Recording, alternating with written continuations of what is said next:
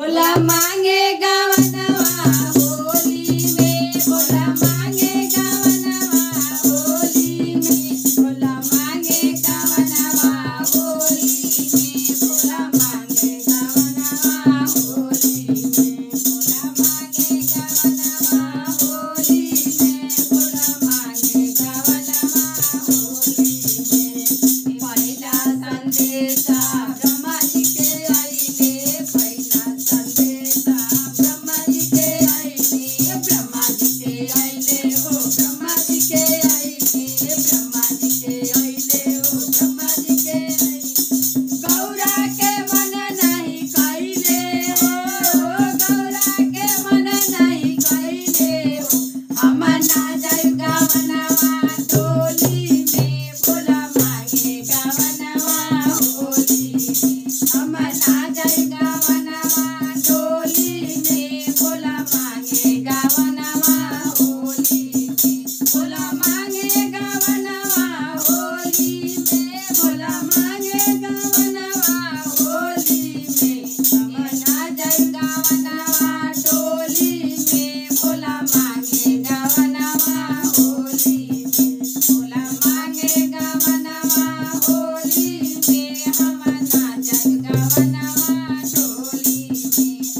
दूसरा संदेशा विष्णु जी के आइले, दूसरा संदेशा विष्णु जी के आइले, विष्णु जी के आइले हो, विष्णु जी के आइले। गौरा के मन नहीं कइले हो,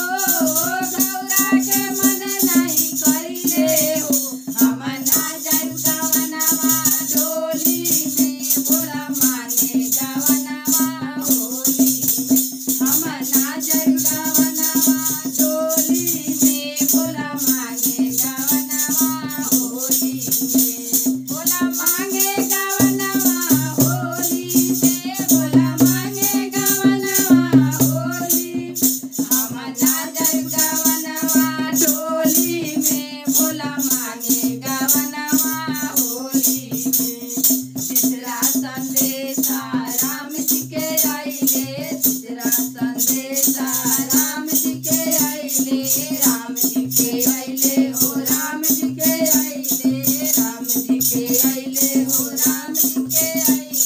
गौरा के मन नहीं कइले हो,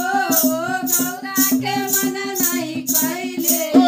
हम ना जाय गवनवा टोली में, भोला मांगे गवनवा होली में, हम ना जाय गवनवा टोली में, भोला मांगे गवनवा होली में। चौथा संदेशा कृष्ण जी के आइले, चौथा संदेशा कृष्ण जी के आइले, कृष्ण जी के आइले हो, कृष्ण जी के आइले। गौरा के मन नहीं कइले हो,